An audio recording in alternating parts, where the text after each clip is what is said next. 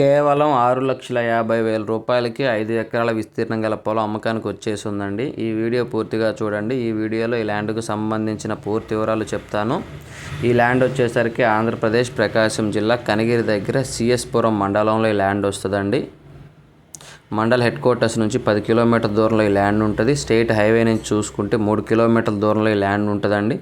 Single తార్ రోడ్లో నుంచి చూసుకుంటే ఒక హాఫ్ కిలోమీటర్ లోపు ఈ ల్యాండ్ ఉంటుందండి.